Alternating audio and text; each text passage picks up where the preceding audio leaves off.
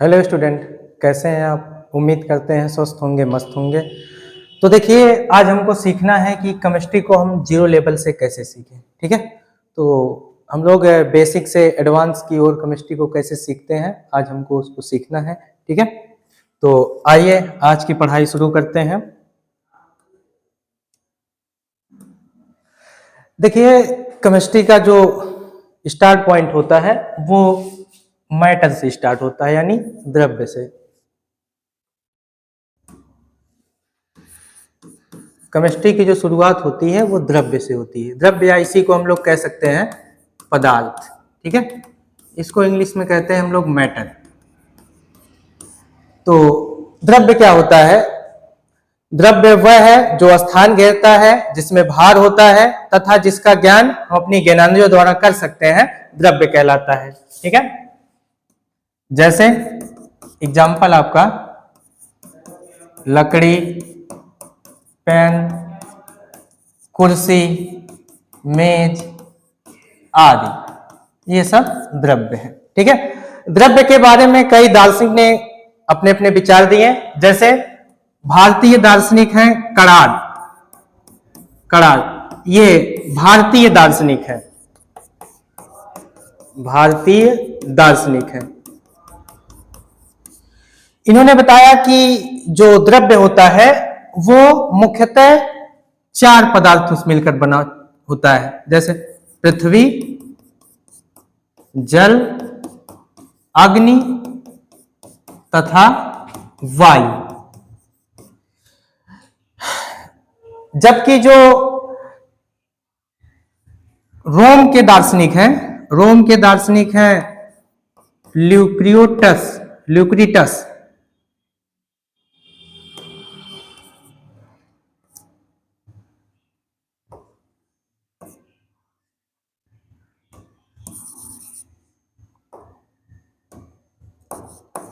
ल्यूक्रिटस इन्होंने बताया कि द्रव्य को अंततः यानी अनंत तक विभाजित किया जा सकता है। ठीक है, तो द्रव्य के बारे में कई दार्शनिक ने अपने अपने विचार दिए। ठीक है, तो अब हम लोग सीखेंगे द्रव्य का वर्गीकरण, द्रव्य को किस प्रकार बांटा गया।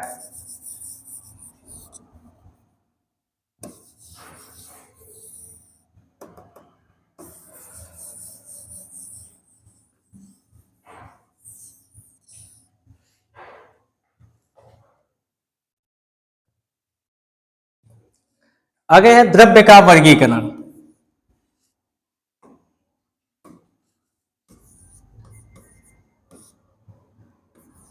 द्रव्य का वर्गीकरण,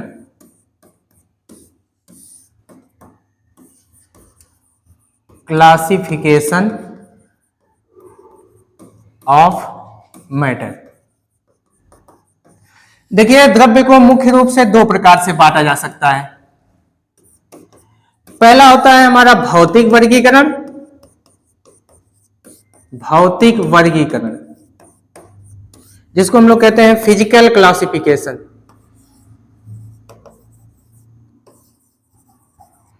फिजिकल क्लासिफिकेशन। और दूसरा पार्ट जो हमारा होता है वो रासायनिक वर्गीकरण।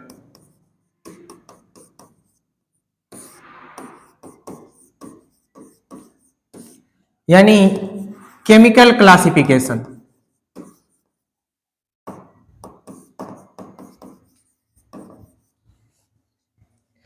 तो पहले हम लोग पढ़ेंगे भौतिक वर्गीकरण, उसके बाद हम लोग पढ़ेंगे रासायनिक वर्गीकरण। तो चलिए पहले हम लोग पढ़ते हैं भौतिक वर्गीकरण।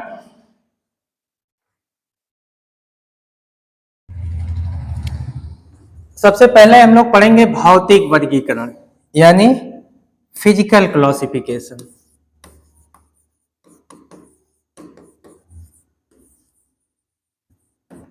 Physical classification. तो अगर हम लोग भौतिक अवस्था के आधार पर देखें तो भौतिक अवस्था के आधार पर पदार्थ को तीन भागों में बांटा गया। पहले हमारा होता है ठोस, दूसरा हमारा है द्रव, तीसरा हमारा है गैस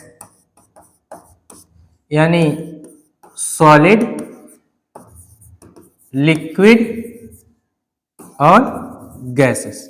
ठीक है, तो बारी बारी से हम लोग पढ़ेंगे, पहले ठोस के बारे में, फिर द्रव के बारे में, उसके बाद गैस के बारे में। देखिए, सबसे पहले हम लोग ठोस के बारे में पढ़ेंगे। तो द्रव्य की वह अवस्था जिसका आकार एवं आयतन दोनों निश्चित होता है, ठोस अवस्था कहलाती है। जैसे अगर एग्जाम्पल हम लोग दें तो लकड़ी, लोहा, बर्फ आदि। देखिए, ठोस का जो मॉलिक्यूलर अरेंजमेंट होता है, यानी जो अणुओं की व्यवस्था होती है, ये बहुत पास पास होती है। इनमें जो अणु व्यवस्थित रहते हैं ये बहुत पास पास होते हैं। पास पास होने के कारण इनके कणों के बीच जो अंतरा आणविक आकर्षण बल लगता है वो बहुत ही प्रबल होता है।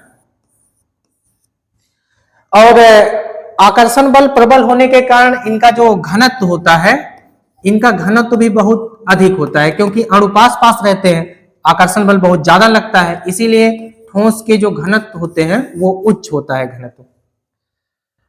और इसमें जो विसरण की क्रिया होती है वो बहुत ही कम होती है। विसरण का मतलब कोई चीज कितनी तेजी से फैल रहा है, तो इसमें विसरण की क्रिया बहुत कम होती है। इसका घनत्व तो ज्यादा होता है लेकिन इसमें विसरण की क्रिया जो है कम होती है। आगे हमारा दूसरी अवस्था है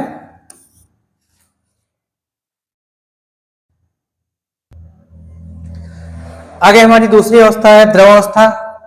द्रव अवस्था में क्या होता है, द्रव्य की वह अवस्था जिसका आयतन तो निश्चित होता है परंतु आकार जो है अनिश्चित होता है। ठीक है, और इसमें जो इनके कण होते हैं ये ठोसों की अपेक्षा थोड़ा दूर दूर होते हैं, जिसके कारण इनके कणों के बीच जो अंतरा आणविक आकर्षण बल होता है वो कम होता है ठोसों की अपेक्षा।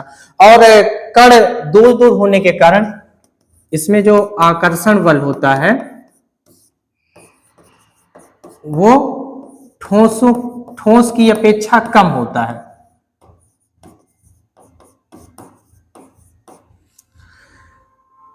जिसके कारण आकर्षण बल कम होता है और कण दूर दूर होने के कारण इनका जो घनत्व होता है, घनत्व भी कम होता है, ठोस की अपेक्षा कम होता है।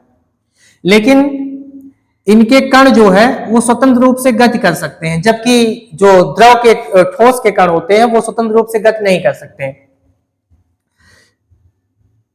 इसमें जो विसरण क्रिया होती है वो ठोसों की अपेक्षा ज्यादा होती है, ठोस की अपेक्षा अधिक होती है। अगर इसका हम लोग एग्जाम्पल देखें तो जल, दूध, तेल etc।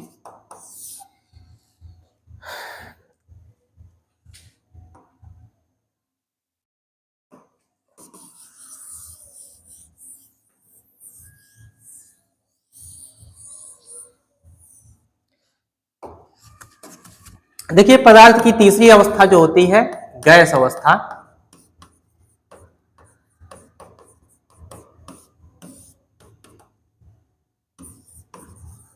Gases state. द्रव्य की वह अवस्था जिसका आकार एवं आयतन दोनों अनिश्चित होता है, ठोस अवस्था कहलाती है, वो गैस अवस्था कहलाती है। और इन्हें जिस बर्तन में रखा जाता है उसी का आकार एवं आयतन ग्रहण कर लेते हैं। अगर हम लोग इनका मॉलिक्यूलर अरेंजमेंट देखें तो इनके कण बहुत दूर दूर होते हैं, जिसके कारण इसमें जो आकर्षण बल होता है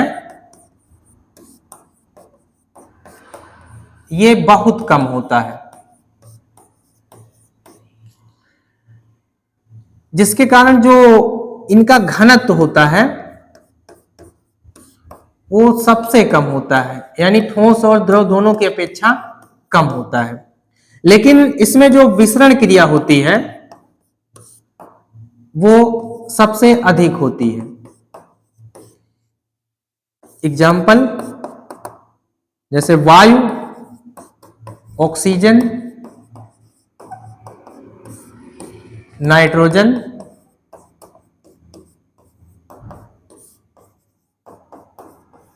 आदि।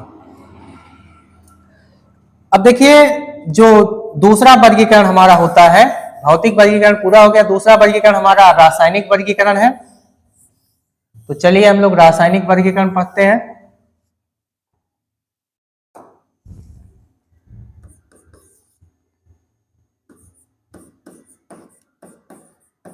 रासायनिक वर्गीकरण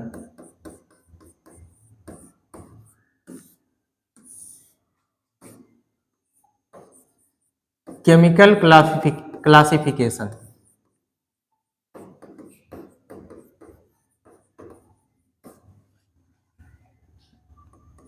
ये हम लोग द्रव्य का वर्गीकरण पढ़ रहे हैं। देखिए रासायनिक वर्गीकरण में पदार्थ को पहले दो भागों में बांटा गया। पहला हमारा है शुद्ध पदार्थ, जिसको हम लोग इंग्लिश में कहते हैं प्योर सब्सटेंस, और दूसरा होता है हमारा अशुद्ध पदार्थ,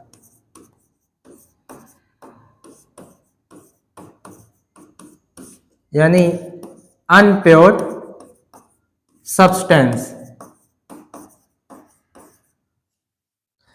शुद्ध पदार्थ जो होते हैं ये भी दो प्रकार के होते हैं, यानी इनको भी दो भागों में बांटा गया।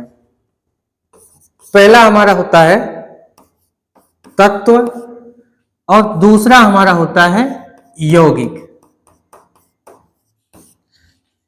तत्व को हम लोग इंग्लिश में कहते हैं एलिमेंट और यौगिक को हम लोग कहते हैं कंपाउंड।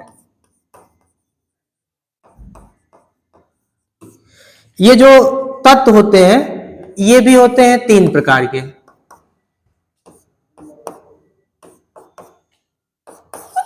पहला हमारा होता है धातु, इसको इंग्लिश में हम लोग कहते हैं मेटल।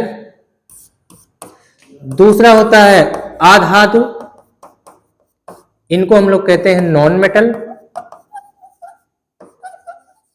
और जो तीसरा प्रकार होता है तत्व का, ये होता है उपधातु, जिसको हम लोग कहते हैं इंग्लिश में मेटलॉइड।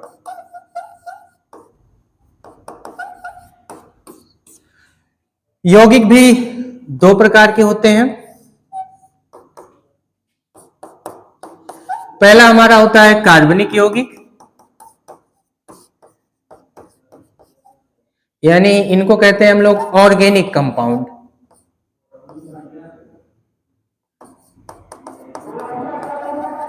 Organic compound. और दूसरा होता है हमारा अकार्बनिक यौगिक,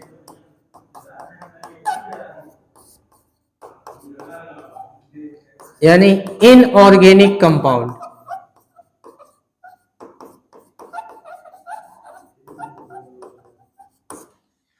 अब देखिए जो अशुद्ध पदार्थ होता है ये केवल एक ही प्रकार का होता है, जिसको हम लोग कहते हैं मिश्रण। इंग्लिश में इनको कहा जाता है मिक्सचर। मिश्रण जो होता है ये दो प्रकार के होते हैं। पहला हमारा होता है समांगी मिश्रण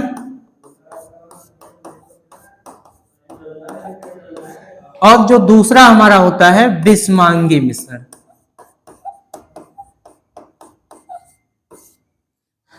समांगी को हम लोग कहते हैं होमोजीनियस मिक्सचर, और जो विषमांगी होता है उसको हम लोग कहते हैं हेट्रोजीनियस मिक्सचर। तो ये हमारा क्लासिफिकेशन है, ठीक है। रासायनिक वर्गीकरण अगर हम लोग देखें तो पहले पदार्थ को दो भागों में बांटा गया। एक हमारा शुद्ध पदार्थ है जिसको हम लोग प्योर सब्सटेंस कहते हैं।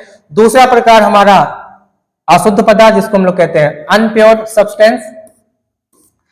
अब देखिए शुद्ध पदार्थ को दो भागों में बांटा गया, एक हमारा तत्व हो गया, दूसरा यौगिक यानी एलिमेंट और कंपाउंड। तत्व को तीन भागों में बांटा गया, धातु, अधातु, उपधातु यानी मेटल, नॉन मेटल और मेटलॉइड। अब देखिए दूसरा यौगिक, यौगिक को दो भागों में बांटा गया, कार्बनिक यौगिक और अकार्बनिक यौगिक यानी ऑर्गेनिक कंपाउंड और इनऑर्गेनिक कंपाउंड। और जो अशुद्ध पदार्थ है ये केवल एक ही प्रकार का होता है जिसको हम लोग कहते हैं मिक्सचर यानी मिश्रण।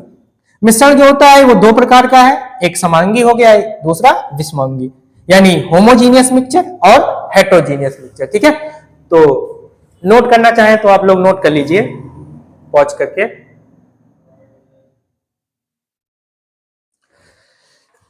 देखिए अब रासायनिक वर्गीकरण का जो सबसे पहला पार्ट है वो है हमारा शुद्ध पदार्थ। शुद्ध पदार्थ क्या होता है? वे पदार्थ जिसका रासायनिक संगठन निश्चित व स्थिर होता है शुद्ध पदार्थ कहलाता है। रासायनिक संगठन का मतलब जैसे अयस्क होता है, वो जैसे कोई भी अयस्क है उसमें कई तत्व होते हैं, जैसे कार्बन कितना परसेंट है, ऑक्सीजन है वो कितना परसेंट है, और कोई तत्व है वो कितना परसेंट है, तो ये संगठन होता है। देखिए शुद्ध पदार्थ हमारा दो प्रकार का होता है, ये दो प्रकार के होते हैं।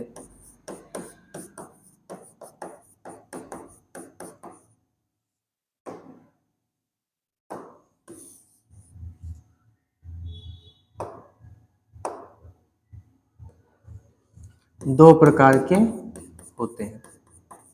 सबसे पहला हमारा जो है ये है तत्व। तो तत्व क्या होता है?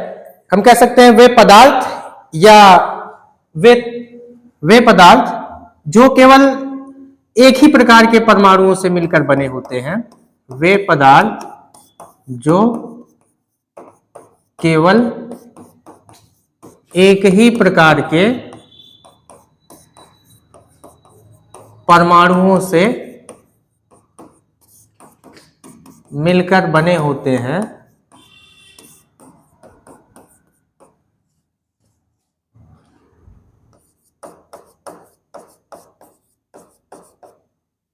तत्व कहलाते हैं।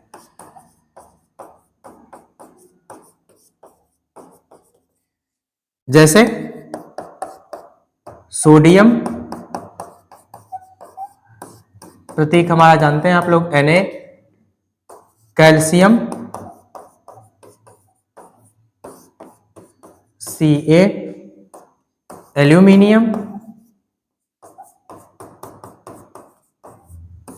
Al, etc।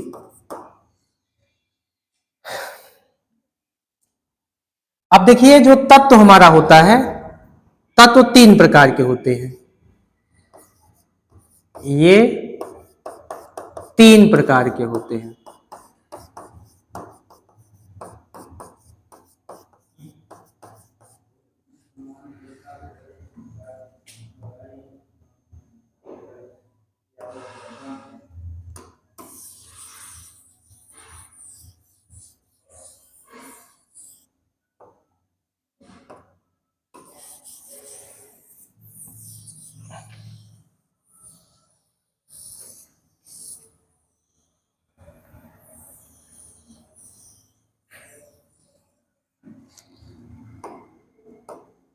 देखिए पहला जो हमारा होता है ये होता है धातु, जिसको हम लोग कहते हैं मेटल।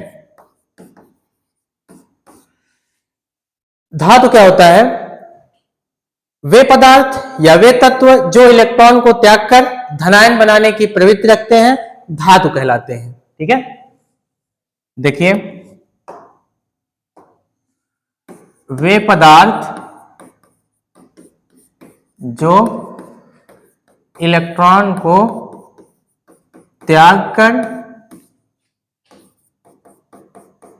धनायन बनाने की प्रवृत्ति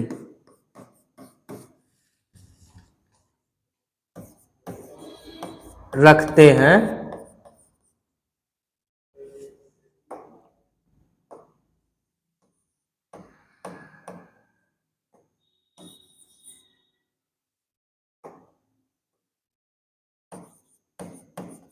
धातु कहलाते हैं।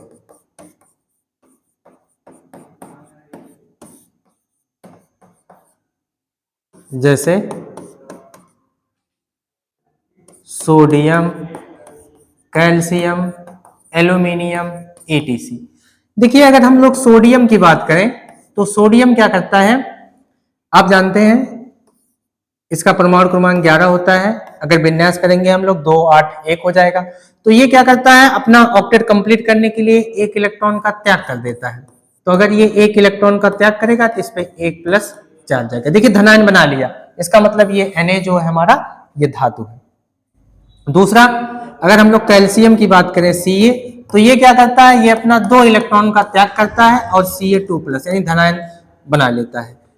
यहीं पे अगर हम लोग एल्यूमिनियम की बात करें तो ये जो है 3 इलेक्ट्रॉन का त्याग करता है और Al3+ बनाता है।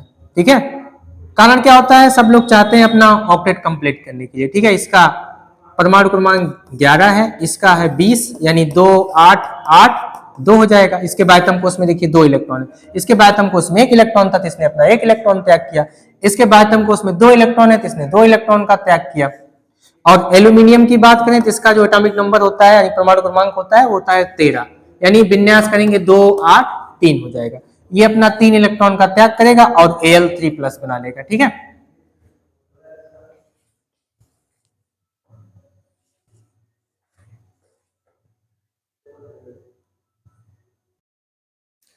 देखिए दूसरा प्रकार जो हमारा है ये आधातु। आधातु क्या होता है, वे पदार्थ जो इलेक्ट्रॉन को ग्रहण करके ऋणायन बनाने की प्रवृत्ति रखते हैं आधातु कहलाते हैं।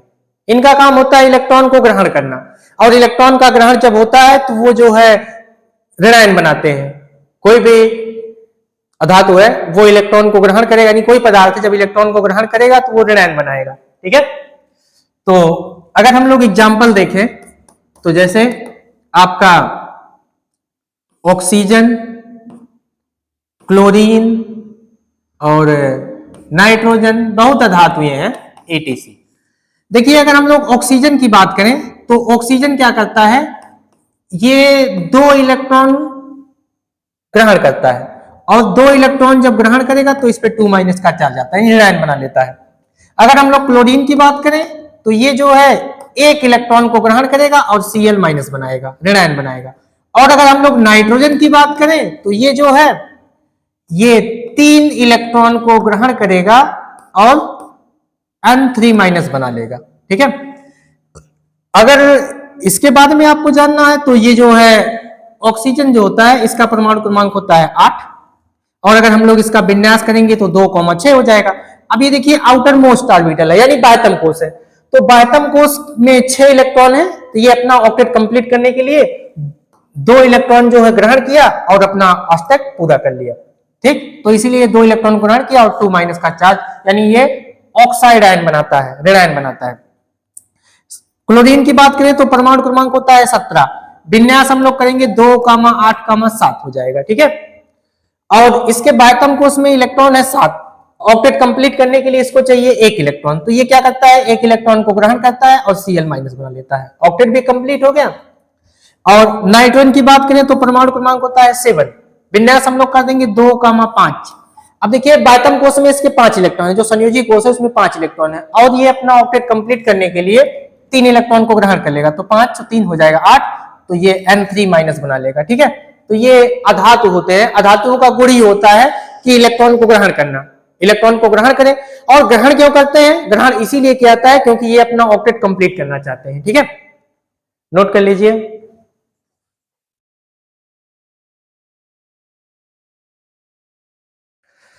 देखिए अगला प्रकार हमारा है उपधातु। उपधातु क्या होता है, वे पदार्थ या वे तत्व जिनमें धातु और धातु दोनों के गुण पाए जाते हैं उपधातु कहलाते हैं। यानी ये इलेक्ट्रॉन को ग्रहण भी कर सकते हैं, इलेक्ट्रॉन का त्याग भी कर सकते हैं, धातु और अधातु दोनों का गुण इसमें पाया जाता है, उपधातु कहलाते हैं। जैसे आर्सेनिक As, प्रतीक As होता है, एंटीमनी Sb। ठीक है, इसको हम लोग कहते हैं आर्सेनिक है, ये हमारा आर्सेनिक, और ये हमारा है एंटीमनी। ठीक है। सिलिकॉन Si, ये हमारा है सिलिकॉन ETC, ये होते हैं उपधातु। ठीक है। अब देखिए हम लोग अगला प्रकार पढ़ेंगे